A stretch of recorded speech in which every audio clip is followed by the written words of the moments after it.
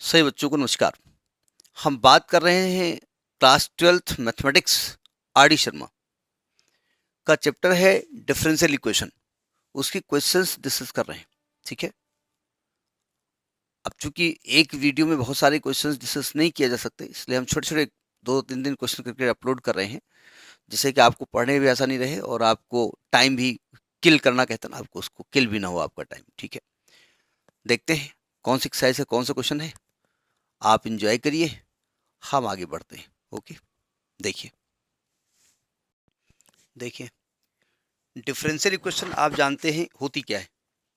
आपने पढ़ा है कि अगर y is the function of x हो, मैं जरा डिफरेंशिएशन चल रहा हूं, y is the function of x हो, तो अगर इसको y में चेंज करते हो तो y x में भी चेंज होता है।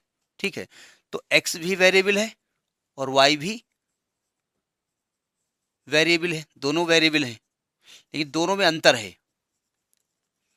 x इंडिपेंडेंट है और y x पर डिपेंड कर रहा है।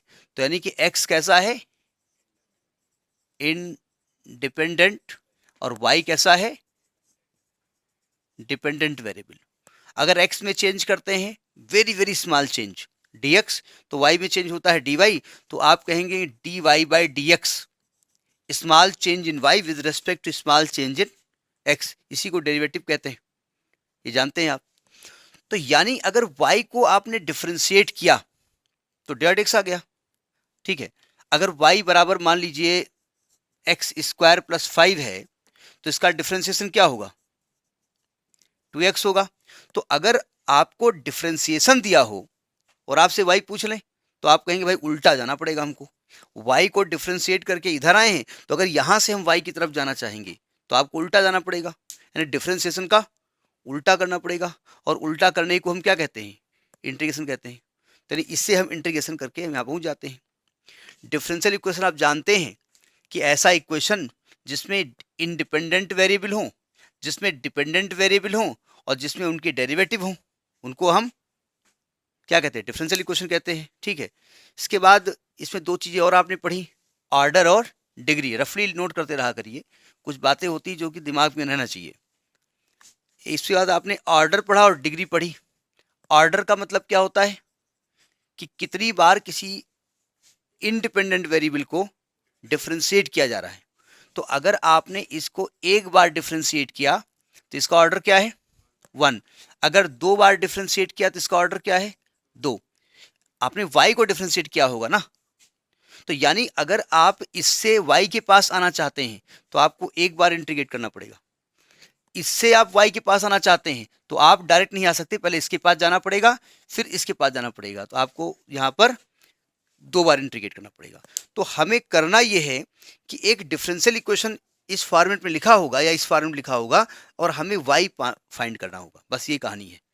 ठीक है, और इसकी सेहत हम बता दें कि अभी तो आपके पास एक चैप्टर है, उसके बाद हर एक चैप्टर की जो जितने टॉपिक्स हैं उन टॉपिक पे भी बुक्स बन जाती है। फिर पार्शियल डेरिवेटिव होते हैं, मतलब जितने भी ग्रेजुएशन के पार्ट हैं लगभग सब सेमेस्टर में डिफरेंशियल इक्वेशन थोड़ी थोड़ी अलग अलग रूप में आती है। कभी दांत इधर निकले होंगे, कभी ये होगा, कभी वो होगा, मतलब जंगल के जानवर तरह नहीं, बहुत सारे, सो मेनी टाइप्स ऑफ जानवर आर देयर, तो so many types of differential equations are there. ठीक, बहुत सावधानी से पढ़िएगा। स्टार्टिंग किसी भी क्लास में यहीं से होगी, आपको पढ़ाया पहले यहीं से जाएगा जहां से आज हम पढ़ाने जा रहे हैं। तो सबसे पहले, अच्छा ऑर्डर हो गया, एक डिग्री होती है। डिग्री का मतलब हायर ऑर्डर का पावर, ये आप जानते हैं, इसको बताने की जरूरत नहीं है। सॉल्व कैसे करें, तो सॉल्व में सबसे पहला मेथड होता है variable are separable. Variable are separable, separable. अगर हिंदी हम देखें तो वेरिएबल यहां कौन है, एक्स और वाई, और सेपरेबल का मतलब लग रहा है कि एक्स और वाई अलग हो जाएंगे। तो होगा क्या, अगर d y by d x अगर ऐसा है, किसका फंक्शन है, एक्स वाई का, जो कि सब में होगा। तो अगर आप ऐसा कर सकें कि डी वाई के साथ वाई के फंक्शन लिख दें और डी एक्स के साथ एक्स के फंक्शन लिख दें और दोनों तरफ इंटीग्रेट कर दें, तो जो भी सोल्यूशन आएगा वही सोल्यूशन आपको फाइंड करना है। समझ में ये बात नहीं आई। एक लफड़ा और, जब हम इंटीग्रेट करेंगे तो एक कांस्टेंट आता है। कांस्टेंट की एक फ्रीडम है कि कांस्टेंट किसी भी तरफ जोड़ा जा सकता है, y की तरफ जोड़ो चाहे x तरफ जोड़ो, पहली बात। आप कहें दोनों तरफ जोड़ दें, दोनों तरफ ना ही जोड़ो, कि दोनों तरफ जोड़ोगे तो दोनों फिर बुला लेंगे, आओ इधर आओ, इधर आओ, वहाँ क्या कर रही हो, इधर आओ। आ गई तो दो कांस्टेंट बैठ गई, बातें करने लगी, एक कांस्टेंट बन गई। तो कांस्टेंट हमेशा एक ही रहना है। कांस्टेंट का सेहत कोई भी आप लिख सकते हैं, मतलब कोई भी उसमें जानवर, मेल फीमेल, किसी प्रकार का कांस्टेंट आप लिख सकते हैं। मतलब आप सी लिख दीजिए, लॉग सी लिख दीजिए, ईट पावर सी लिख दीजिए, साइन सी लिख दीजिए, कुछ भी लिख दीजिए, वो सिचुएशन पर डिपेंड करता है। ठीक है, ये इसकी फ्रीडम है। ठीक है, तो सबसे पहले हम बात करने जा रहे हैं आर डी शर्मा की एक्सरसाइज 21.5 की क्वेश्चन।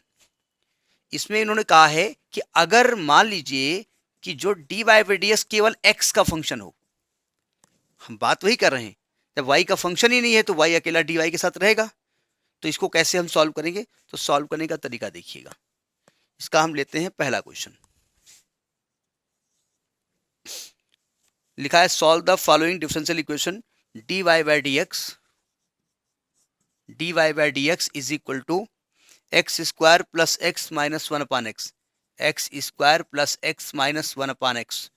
एक बात सावधान, कुछ लोग कहते हैं कि भाई ये चूंकि d y by d x differentiate किया आपने y का, तो इसको अगर x के रेस्पेक्ट में इंटीग्रेट करो तो क्या हो जाएगा, y हो जाएगा। हम कहते हैं ऐसा करो कि dx को काहे को यहाँ पर बेचारे परेशान करो, उसको कहाँ ले जाओ, इसकी बिरादरी में ले जाओ। तो dy को अकेला कर दो और इनसे कह दो देखो भैया तुम्हारे कोई फंक्शन तो है नहीं, ठीक है, और ये उधर चला जाएगा x square plus x minus one upon x D x. और फिर क्या करेंगे, integrating both the side, language लिखेंगे इसके बाद।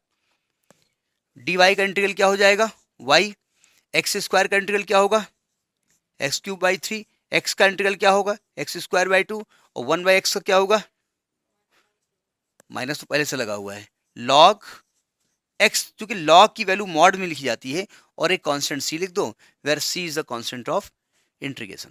तो this is the first question. नहीं, अगर नहीं लिख दीजिए ज़्यादा बेहतर होगा कि where c is the constant of integration. C है क्या चीज़, किसी ने पढ़ाया तो स्टूडेंट ने कहा सी क्या बोले, कैलकुलस है ना, तो कैलकुलस में सी जोड़ा जाता है। नहीं मॉड ना लगा, लेकिन लॉग मॉड में लगा जाता है, जो कि लॉग निगेटिव वैल्यू अनडिफाइंड है, इसलिए ऐसा करते हैं। जैसे क्वेश्चन है d y by d x is equal to x power 5 plus x square minus 2 upon x. तो देखो जब भी ये क्वेश्चन आएगा तो आपको सबसे पहले सोचना ही यहाँ से स्टार्ट करना है कि क्या वेरिएबल सेपरेबल है, स्टार्ट यहीं से सोचना करेंगे। क्या y का फंक्शन dy के साथ x का फंक्शन dx के साथ जाएगा। भाई कहीं शादी ब्याह होता, भीड़ भाड़ होती है, तो बड़े बुजुर्ग कहेंगे ए ये क्या क्या लड़का है, इधर आओ, किसके लड़के हो तुम, ए पुष्पा अपने बच्चे को संभालो, पुष्पा का लड़का पुष्पा के पास, रानू का लड़का रानू के पास, इनका लड़का उनके पास। तो कुल मिला करके जिनका लड़का उनके पास, dx लड़का x के पास और dy का लड़का y के पास। dy अकेले गए हैं, यहाँ कोई लड़का इनका नहीं है, और ये पूरा x power 5 plus x square minus 2 अपान एक्स डी एक्स। अच्छा इसमें कंफ्यूज ना होना, कहीं कहीं पर लिखा है x is not equal to 0। वो कहने का मतलब ये है कि ये कर्व है ना एक, एक्चुअली में डी एक्स क्या चीज़ है, एक कर्व है, भाई टेंजेंट होती है एक तरीके से, ठीक है। तो वो एक्स बराबर 0 रखने पर ये वैल्यू इन्फिनिटी हो जाएगी, इसलिए वो लिख देते हैं x is not equal to 0। So कोई मतलब यहाँ पर नहीं है। अब इंटीग्रेट कर दीजिए बोथ द साइड, इसका इंटीग्रल y, इसका एक्स पावर 5 का क्या होगा। अगर इंटीग्रल नहीं याद तो छोड़ दीजिएगा, बोलूँ नहीं याद रहता, एक्स क्यूब बाई 3 माइनस 2 वन बाई एक्स का log x plus c where c is a constant of integration.